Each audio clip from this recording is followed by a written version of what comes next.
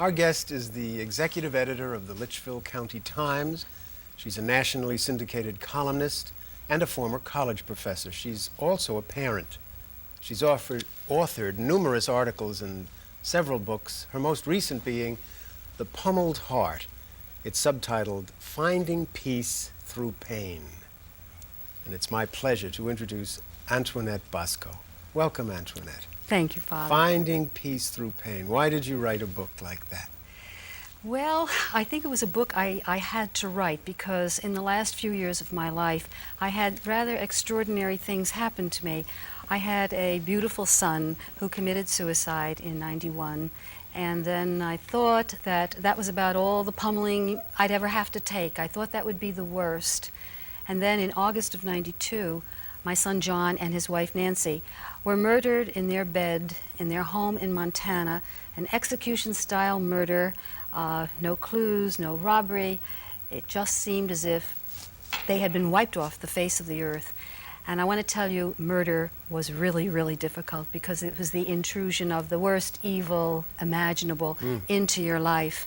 And I was pummeled anew with that. And what happens when you have that kind of intense pain is that you have to deal with it one way or another, and you ask yourself, well, what do you do with this mega pain? Because it is so intense. And I didn't know at first what I was going to do with it, except that I did have a strong faith as a base to fall upon, but even at that, it was a journey that had to begin. And because I'm a writer, little by little, I was writing down some of the things that I understood and some of the things that I was learning. Because you ask yourself, what am I to learn from this? And that's a hard question. Yeah. And that's how I began, and that's how it happened that the book got written. Give me a little more context. How many children did you have? Well, I had 7 children. I have 6 I gave birth to. One is adopted. He lives in south of Chicago. And they're all wonderful. I was a single parent, actually, since 1967. I raised the children alone. In fact, the publisher of this book published a book I did on single parenting in 1977. And I learned a lot about pain, actually, as a single parent. I learned about, well, you know, what are you going to choose as your values? And I remember one thing I really learned from my father, my good Italian father from southern Italy, who said that in this world, you do what you have to do. And a value that he had that was very strong, that was passed on to me, was a sense of accepting your responsibilities. And so, you know, I chose that. And I think sometimes by making those decisions, it makes it a little bit easier how difficult life can be. But I had a tough time because I had to support the children and raise them and get on with it. But there was a great deal of joy in all of that as well. The first thing that would come to some people's mind is, how could a loving God allow something like this to happen? I remember, and I often use it, that joy is not the absence of pain. Joy is the presence of God. Faith in the presence of God. Faith in the loving presence of God. And I think, to some extent, peace is that too. Peace is not entirely the absence of pain. It's not as though you just flipped into peace. You carried your pain in a more peaceful way. Yes, I wouldn't want anybody listening to think that I'm saying now I have no pain. On the contrary, I'm full of pain. It isn't that the pain never goes away. And there are things that trigger it. That's an important point, I think. Very important. But you're not... But you don't get stuck in it. Right, you're not stricken by it or defeated by it. You're not immobilized. And, and you don't become depressed in the sense that you become bitter or angry. That's basically what I think that you have to learn from this is, what are you going to do with it? You know, we are not in control of our lives. We can walk out the door right now, we don't know what's going to happen. Right. The only thing is we can be in control of what are we going to do with it. And I think that's the question that anyone has to ask. There are many people I write about in the book, because being a writer, I've interviewed many, many people who have had tremendously difficult, painful things to live through in their life, more so than I have even. And, you know, they are an inspiration because somehow or other they found the courage, and it takes great courage to accept the mystery, because what you said was absolutely on target. This pain and how you deal with it is all part of the mystery of living. And I can't really explain it, and nobody can really explain it. Because basically what I am saying is that we must accept the mystery and say, but what are we going to do? Are we going to be defeated by the pain, or are we going to get better as a result of it? And maybe that's the challenge, you know, that I'm looking at.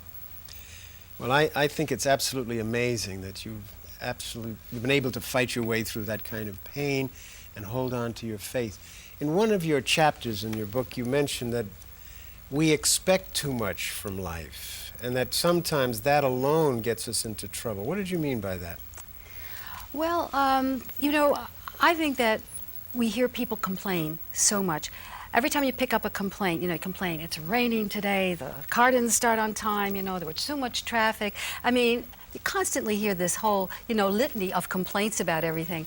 Of course, you have to have a good sense of humor in life, and that's essential, you know. But when you start hearing that, you know, it didn't take me, you know, over the years, it just dawned on me.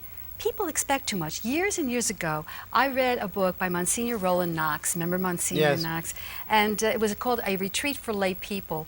And in that, he said, so you get up in the morning, you know, the shaver doesn't work, your shoe lace breaks, et cetera, et cetera. And we say, why is this happening? He said, why don't we ever say, well, why shouldn't this happen? You know, so it kind of did the flip side of this, and I've thought about that often over the years. A woman I interviewed a week after my son committed suicide, her book came out.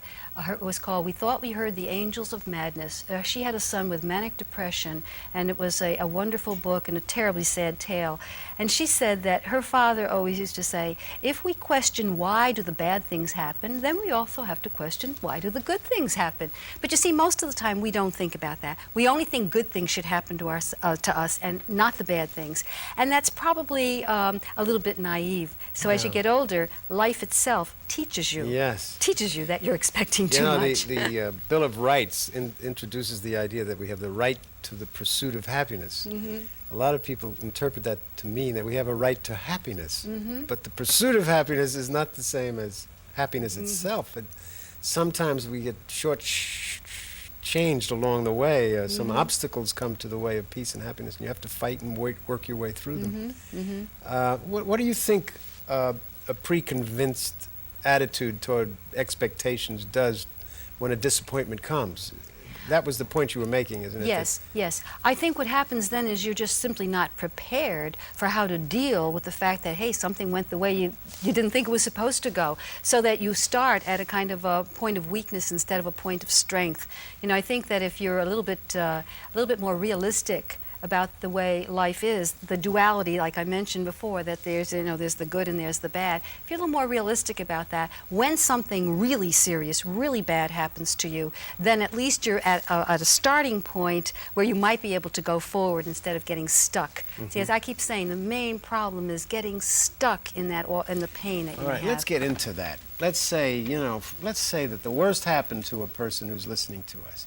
Maybe just the aging process. We Yes. have a lot of people who are listening to us from nursing homes, Mm-hmm. and really life hasn't been going too well for them. They've lost everything, and they feel very much abandoned, or they're lonely, and it's hard to come up with the right set of attitudes. But let's say that they're in a sea of pain, grieving. Yes. Now you say, don't get stuck in that. You say, well, I am stuck in that. Yeah. How has your faith, come into your darkness and help to lift you out? What has faith meant to you? Well, actually, I wrote a booklet on faith just before this one, and the title of it is Faith Means If You Pray for Rain, Bring an Umbrella. Faith is a very, very real thing to me. And it's not a gift. I don't consider faith a gift. I consider baptism the gift. Baptism brought me into this community where I could learn what I was supposed to learn in life. The faith is a relationship. It's the relationship I have with the Lord.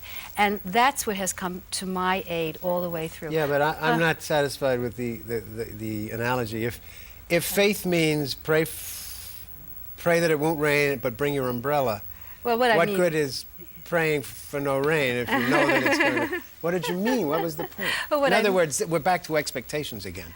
yeah. Well, I Be guess ready for what comes. Well, yes, you have to be ready for what comes, but at the same time, if you have faith, I think you have to really trust that that relationship that you have with the Lord is going to be there for you.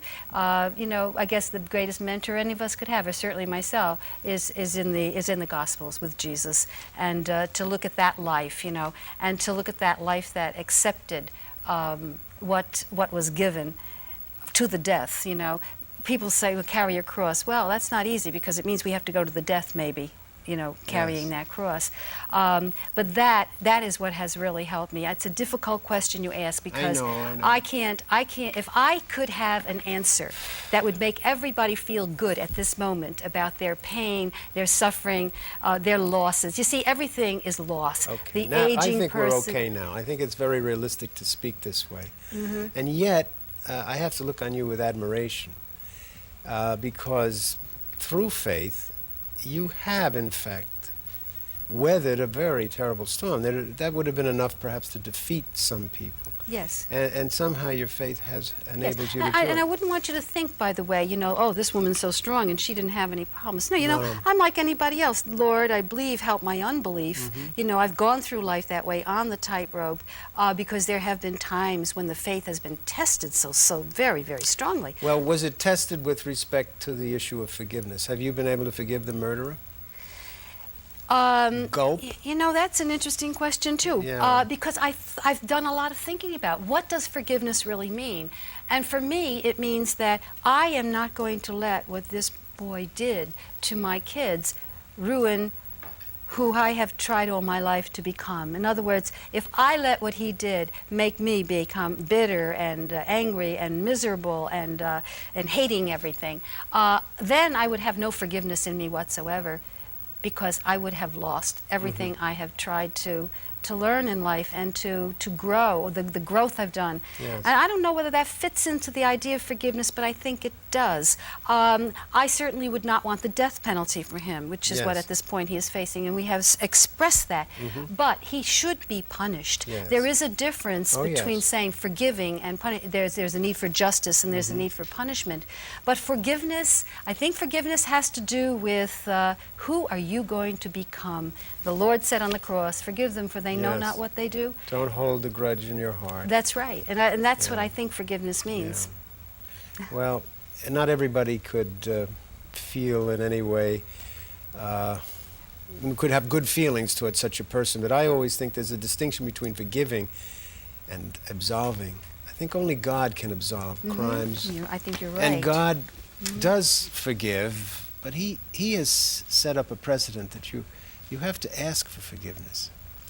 I think he's always well ready to give, but for the person who turns their back on him, it's not available. They don't take advantage. They don't ask for the purification, the absolution. So I think that the human being cannot absolve, and so that's what you're saying. I can't say that he's innocent now because I No. forgive him. He's guilty. But I don't want to go spend the rest of my life holding a grudge and seeing that he gets punished. That's God's business. That's correct. Justice belongs to the Lord. You said it much better than I did. But I you said enjoyed it. that, You said the yes. very same thing, and I think it might help some people who are struggling with this notion of forgiveness. You know, I think the whole... But I got a lot of, I think a new terminology sort of emerged from the things you were saying, like, in this process, I had to protect myself from going down the tubes. A Yes. terrible thing happened, but I decided I was not going to go down for the count on this. And it's exactly something you said just a little while ago. It's this whole sense of joy. Can you find joy again when you've been pummeled this way? And the answer is yes, you can, because joy is the sign of God in you. Like you said before, you know, that there used to be that banner that said knowledge that, of God's the love knowledge of within God. you. Exactly. And if I can't be joyful, then that means that I am not finding God in me. And if I don't find God in me, then I've lost for me personally, I've lost the sense of what I'm living about. Because I do believe that we're put here for a reason. We're put here to do a job. We're supposed to find out what it's supposed to be. And basically it comes down to a couple of words, like we're here supposed to love, Yeah. and we're supposed to learn, and we're supposed to pass on what we learn. Yes. And if we get stuck in something that's negative, we're never going to be able to do that. So I think that pain, this kind of pain, is a teacher. St. Paul in Corinthians says, the more you participate in the suffering of Christ, the greater will be your consolation in the kingdom. And in a certain sense, it puts a meaning to pain and a value to pain. Not that we seek it, but when it comes to us, sometimes we have the capacity for happiness in relation to how much we've known of pain. People don't appreciate their health until they lose it. You got it. And people don't realize what peace is until they regain it from a terrible, tragic thing. You've been through an awful lot, and I'm in admiration of all that you've done, especially leaving a record of your pummeled heart. We've been speaking about Antoinette's book, The Pummeled Heart.